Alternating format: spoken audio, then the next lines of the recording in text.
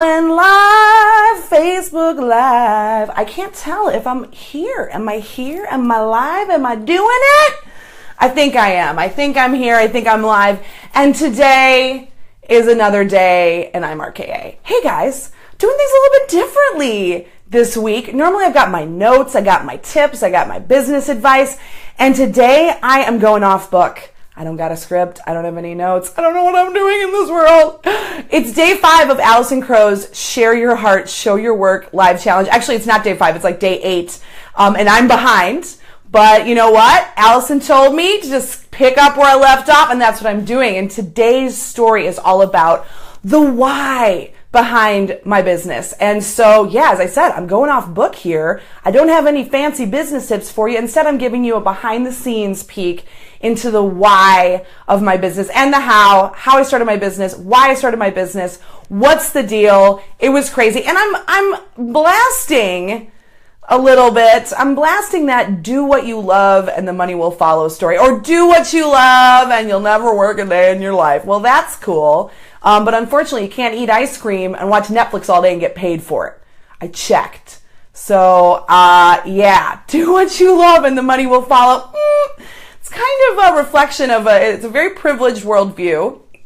And it doesn't apply to everyone. And I always like to say, if everyone woke up tomorrow and said, I'm going to do what I love and figure it out, there's not, the world, the economy, the capitalism isn't set up like that, guys. Isn't set up for us to do that. So I'm not a fan of that storyline. It's cool if you're lucky enough to do what you love and get paid for it. Like, seriously, count your lucky stars. Lucky you. But that's not the story for everybody, and it certainly wasn't my story. And that's what I want to tell you about today. My story, why I started RK Inc., what's the deal there. Yeah, you know, and along with that do what you love and the money will follow story, there's also that story around, like, I quit my day job and I just, I pursued my dreams. And that's also a big load of crap, most of the time when that's, it's just like I was find out my 5 ways for quitting your 9 to 5 and making $1 million in 45 seconds. Like, no, it doesn't work like that, people. And no, my story is also not a quit the 9 to 5. Now, there was some quitting. So let's just start there. Let's just start at the quitting. When I started my business, yes, I was a quitter. I was in law school at the time. And yeah, I was in law school and I realized about halfway through that I didn't want to be a lawyer. Painful. It was bad. And as the story goes, I finished my first 1.5 years of law school. I had spent the summer in Mexico on an internship as part of, my legal education. And I come back to law school and I was a mess. Let's just say that. When I started my biz, I was a mess. I was having panic attacks every single day. I couldn't focus, couldn't do the work. And I knew deep in my heart that I didn't want to be a lawyer. And so, yeah, here's where the quitting happens. It was I quit law school. I quit law school with 6 figures in debt. That's 6 figures after only half of law school. Something's wrong with our education system, people. So I quit law school and there I was. I didn't have a way, how am I going to make money? What am I going to do? And here's where my privilege story comes in. I had spent that summer in Mexico doing that internship and found out, and that was kind of the route through which I realized, oh gosh, the way that I want to serve the world is not through being an attorney. So I was freaking out. I was having those panic attacks and my mom's like, what's it gonna take? What do you need, Rach? And I'm just like, I need to go to Mexico. So that's what I did. I quit law school and I went to Mexico, and my dream and my desire was to be of service to people in Mexico. I wanted to change the world. Now, I know what you're thinking. If you're sitting there being like, this is some white savior bullshit, I couldn't agree more. It absolutely freaking was. And it's funny because I went to Mexico and I thought I knew all the right things. I thought I was conscious. I thought that I had read about community organizing and popular education. The student is the teacher and the teacher is the student and all of that. And so I thought I was going in it with the right attitude. And in my misguided, privileged point of view, I was like, all they need is just some more people to pitch in. I'm just going to go down and pitch and I'm going to really help them out.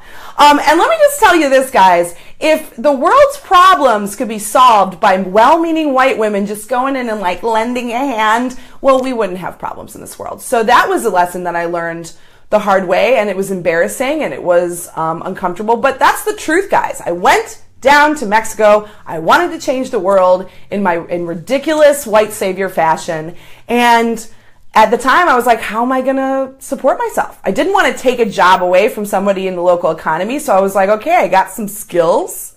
I studied marketing in my undergrad. I started marketing and theater, if you can't already tell. I studied marketing. I had learned how to code when I was in high school, and I was in trouble for being my ridiculous self. I was grounded, learned how to code. And I had design skills. And so I had a computer, and I thought, all right, I'm going to figure out a way to make this work. So the truth is, at the beginning of my business, it wasn't a love story. It wasn't there was quitting in there. I wasn't quitting like the 9-to-5 grind, but I did quit something in order to found this business. But it wasn't a love story. And it really was more, it wasn't do what you love. It was do what it takes. Do what it takes to survive. Because I didn't have any other way to make a living. I was a law school dropout, as you know. Like, who wants to hire a law school dropout? Nobody. So I hired myself. And I put some skills. I was like, I got some marketable skills. Let's try it out. And as you know, my desire was to be of service to the world, as misguided as it was at the time. And I'm, fully admitting that. So my desire was to be of service to the world. And I'll be honest with you, when I started my business, I had disdain. It wasn't just that I didn't love it. I had disdain for it. I was like, oh my God, I'm marketing. I justified to myself that I was doing this work to support the volunteer work that I was doing in Mexico. But deep in my heart, I hated myself for it. I had disdain for the work. I had disdain for the business. I had disdain for my clients. And it took me, so there wasn't any love there, guys. It wasn't a love story. And I just had to bust it out for several years doing some pretty crappy jobs. I was on Elance. This is before Elance became Upwork, so I was on Elance. I was finding, whatever. I think there was a time when I wrote like 25 blog posts on the differences between mace and pepper spray. I transcribed over 30 hours of video on classic cars and muscle cars. I was briefly in my life an expert on muscle cars, and now I've blacked it all out. I have no idea. I don't even remember. Like, what's a Hemi? I don't know. Torque? But that's what I did. I transcribed 30 plus hours of video, and I did a little bit of web work on the side. I was doing some web design, but I didn't have I wasn't lucky enough to be able to do that like with 40 hours a week. I was finding anything and everything I could do to make a buck. And it wasn't glamorous. I was making probably the equivalent of like 50 cents an hour, and I'm not exaggerating, and this does also go back to that privilege thing that I was talking about before. I was in a different economy with a lower cost of living, would never have been able to start my business when and how I did if it wasn't for that. I couldn't have done that up in the States. And that's something I'm very aware of. So, when I hear people being like, just quit your job and follow your dream, it's like, yeah, if you can afford it, and most people cannot. If you're bootstrapping it, if you've got, a couple pennies to your name, you're rubbing them together, hoping magic happens, it's not as easy as just doing what you love and the money will follow. It's not as easy as just like quitting your life and figuring it out. And so, yeah, I was hitting it hard. I was doing ridiculous jobs, things I wasn't passionate about. But I kept going, and at this point it was, it was a means to an end. I needed a way to support myself. And even if I was to come back to the States, I was very aware that I wasn't very employable. You know what I'm saying? It wouldn't have been easy to get a job at this point. I had gone to theater and marketing school and kind of left that behind. I had gone to law school. There's a few other things I did in the meantime. So my resume was a shit show. All right, I'm just being real about it, okay? My resume was crazy. And I wasn't employable. So at this point in my business, I was just doing it because I had to. There wasn't another way, and I had to make it work. Now, I told you before that I had a little bit of disdain for the marketing world, and I wasn't proud to be a marketer because, as you know, like my dream was to be able to save the planet or whatever I want, whatever I thought that I was going to be doing at that point. And so I felt embarrassed to do marketing. And here's where the love story starts. Here's where the love comes. So as I'm hitting it and I'm growing my portfolio and I'm expanding my skill set and I'm getting better and better and better at what I do, I start attracting this clientele. You know, in my mind, I'd always imagined like marketing was like big business, like McDonald's and, you know, Amazon.com, you know, all of those big brands who are making this massive impact in the world most of the time, which is not positive. You know, Coca-Cola. I'm down in Mexico seeing how Coca-Cola has taken over indigenous communities, and in some places in Chiapas, it's easier to find and access and afford a 2-liter of Coke than it is to afford water. So I'm watching Coca-Cola destroy the planet, right, among other things. And this is my experience of marketing up until this point, until I started my biz. And I started, after I'm doing this for a few years, I started to attract this clientele of spiritual businesses, heart-centered businesses, values and integrity-centered businesses, and it's funny, you know, people talk about their ideal client. Who's your ideal client? I didn't actually choose my ideal client. My ideal client chose me. It was a gift from the universe. I started attracting these amazing heart-centered clients who are truly working to make the world a better place. And I get to be a little bitty part of it by helping them build their brands and build their websites and get in front of their ideal, you know, get in front of their ideal clients and expand their reach. And suddenly, little by little, this disdain that I had had for the world of marketing started to transform. I started to be able to see it in new ways. Instead of being like, I'm helping Coca-Cola destroy the planet, which I never worked for Coca-Cola, by the way. And I, you know, hopefully they're not watching this because they're going to come and get me. But, you know, I didn't work for big brands, but that's my experience. And when I was studying it in college, that was my experience, was thinking of, okay, how can you be of service to the big shots, you know?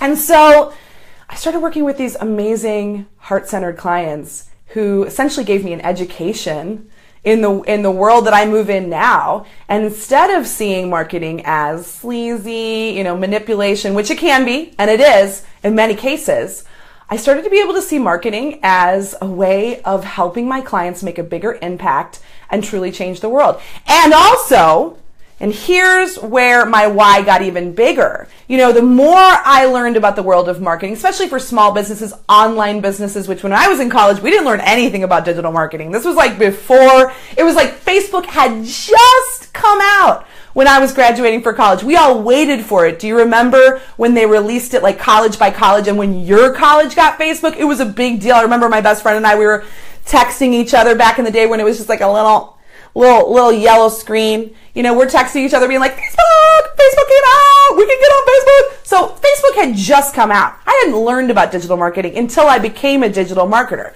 you know, trial by fire. And I started to see all of this sleazy, icky, manipulative bullshit ways that marketers were taking advantage of people. All these icky things that I had in my mind about Coca-Cola, it was happening on this smaller level with small businesses and digital marketing in that whole world. And it started to piss me off because I saw my amazing clients getting duped, you know, getting roped in, getting trampled on, spending all their money and all of their heart, you know, their confidence and their energy and their passion, spending it on these tricks and these scams, you know. And so my why got bigger because, number one, I started to serve these amazing people who were truly working to make the world a better place. And then number two, I saw how they were getting scammed by the sleazy, salesy marketing, you know what I'm saying? Like, they were getting scammed, and I couldn't stand for it. I simply didn't understand why there weren't more people in the web design, digital marketing space who were just being honest with their clients. This can work for you. This is not going to work for you. You don't need to spend XYZ amount of money on your, you know, web presence right now, or you don't need to spend, here's when it's going to be right for you. I wasn't seeing that. So my why kind of blossomed because, number one, as I told you, my clients found me, my ideal client found me, and I fell in love with this client. And I fell in love with the way that my clients were changing the world. And then two, I got really angry on behalf of my clients for all the ways that they were being scammed, that they were being taken advantage of. And so there we are, folks. And that kind of almost leads us to today. And, you know, suddenly, at the end of this rainbow, I realized that the disdain I had for the world of marketing, the disdain I had for my own work and my own business had transformed. Yeah, it didn't start out like a love story, but it did end that way. And it's not over, you know, like I'm still on the journey. But what I can say is now, no, I can't say, you know, I cannot tell you that when I was a little girl, all I wanted to be was a web designer. I mean, when I was a little girl, the internet wasn't even a thing yet, right? Like, I mean, it was the apple of Apple's eye or whatever. It was the apple of somebody's eye, but I didn't know about it. And, you know, I didn't dream of being a web designer and digital strategist. This wasn't my childhood fantasy. When I started my business, I wasn't doing what I loved, but I stuck with it out of necessity, as you've heard. You know, it wasn't, you know, I had to do it. I had no other way to make money. And through that, I was given the gift of finding a beautiful clientele of people making the world a better place. And I found that over the years after I invested in this journey, that I was able to kind of bring together all of my skills, my strategy skills. You know, strategy is one of my top 5 strengths. If you're, you know, into the strengths finder, I think it's like number 2 under activator. Are you surprised? Activator. So strategy is one of my strengths, art skills, design skills, people skills. And now, finally, now with Facebook Live, I get to I get to bring a little bit of that acting back in here. I got to bring that theater back in. The love story happened later in the game. I feel pretty fortunate at this place in my life to be able to do the work that I do and work with the amazing people I get to work with and use all of the skills and the talents that I have, you know, be able to like bring them together. But it didn't start that way, people. It didn't start that way. And it doesn't start that way for a lot of my clients, and my most successful clients actually didn't do do what you love and the money will follow. My most successful clients, most successful small business owners that I know weren't a love story starting out, but the love found them later down the line. So that's all I got for you folks, a little behind the scenes peek. If you want to see a little bit more of my biz and what I do, check me out, rkaink.com. What? Where is it? Where? Oops. Okay, there it is. rkaink.com. Don't you love it? Otherwise, I'll be back at ya in a week to talk more about biz and marketing and design and all that good stuff. So, see you later, folks. Have a good one.